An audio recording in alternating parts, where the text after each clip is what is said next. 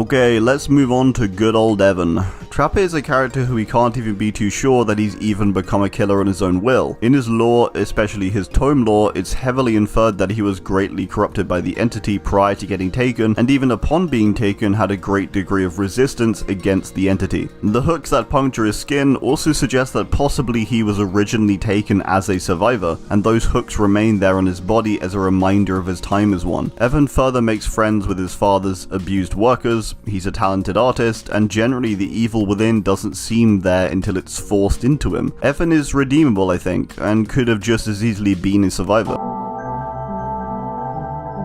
Much of Wraith's life is very tragic. Caught in the midst of the Nigerian civil war, he ends up losing both his parents, grandmother, and also his somewhat adoptive mother, Fananya. Similar to Trapper, death and corruption seem to seek Wraith out. Wraith actually goes to America and to Autohaven Records in the first place to escape death after he is haunted by the events in Nigeria. Despite this, his boss ends up being a bad guy who has been secretly getting him to crush people in cars. Only then is it when he lashes out and kills his boss. Wraith was dealt a bad hand, and I think if things were different, he would be a survivor. Throughout his lore, he actively tries to avoid stuff like this.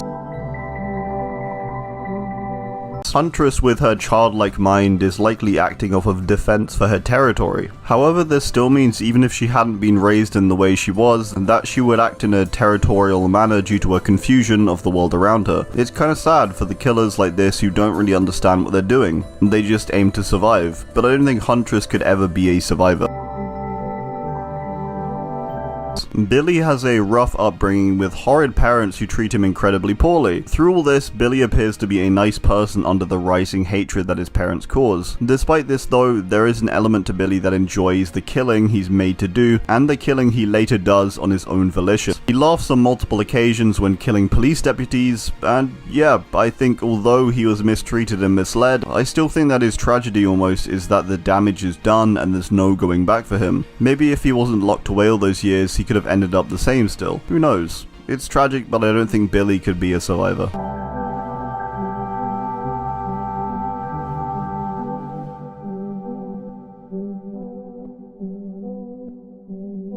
While Meg, I don't think is capable. She briefly gets pulled into some stuff in the lore where she messes with police cars and such, but generally she's just a teen going through a phase during this, and I think although she has a certain rage, she is not capable of hurting people.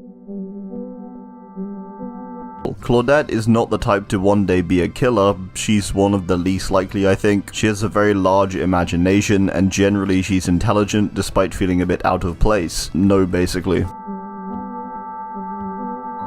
Jake is a survivor at heart, and although I think he would do a lot to survive, I do not think he would kill or work with the entity. He's a survivor and so would survive. He would not bend to another's rules.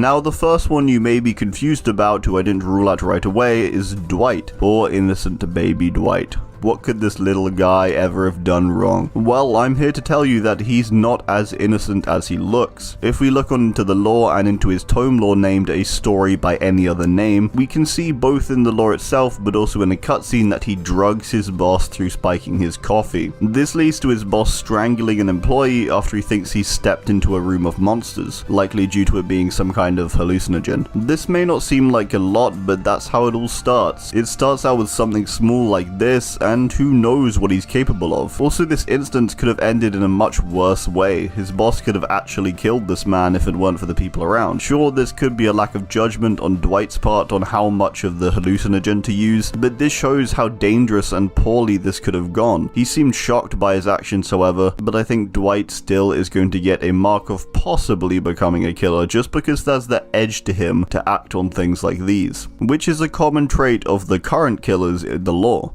Dwight is told that this drug is harmless by someone else, but I mean, he still spikes the guy at the end of the day, so Dwight's someone to keep an eye on.